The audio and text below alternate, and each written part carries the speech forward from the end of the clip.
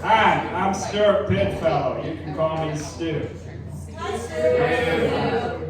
Anyway, so I don't have any friends. So I've been trying to meet some new friends recently. And what I did was I went to church. There's this little church by my house.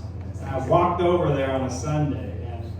And it's a pretty, typical church. They do the whole thing where they drink the blood of Jesus, all that totally normal stuff that you do at church.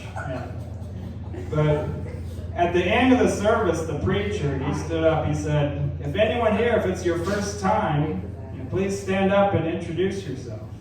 And I said, hi, I'm Stewart Pidfellow. You can call me Stu. And then he said, welcome, brother. I was like, brother? Why is he calling me brother? I'm not black. But anyway, so then he asked me, he's like, so what made you come to our church today, Brother Stu? And I was like, well, I wanted to meet some new friends because I don't have any friends. And he said, that's not true.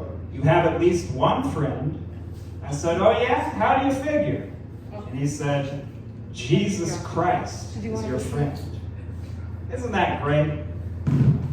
Then I said, so this Jesus Christ fellow, can he play pickleball with me?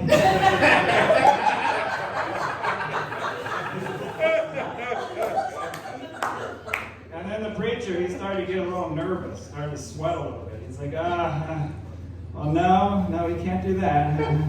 I was like, well, then he's not my friend. I want someone I can play pickleball. Because when I go to play pickleball, I show up and there's people there that are already in their groups. And I'm like, hey, can I play pickleball with you guys? They're like, oh, sorry, we already have 4. Get fucked. So it's like, what I need is a friend who I can play pickleball with. I don't need Jesus. Unless Jesus is some Mexican guy that plays pickleball. In which case he probably goes by Jesus. But I'll call him Jesus because I can't speak Spanish. So what else do I want to talk about tonight? Oh yeah, someone tried to steal my bike. I'm going to tell you this story. This is a true story. All my stories are true, but this one is especially true.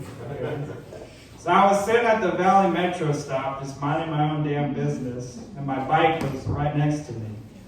And this fella, this punk, he comes up to me. He's like, hey, is this your bike? I said, yes, it is. Then he sits on the bike, and he's like, it's my bike now. And then he tries to ride away on it. Now the bike, it was in a really high gear, so he couldn't pedal good.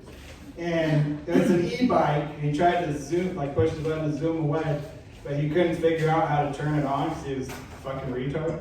And anyway, I was able to run him down and stop him. I grabbed the handlebars, and this is what I said. I was like, get the fuck off my bike, because I love my bike.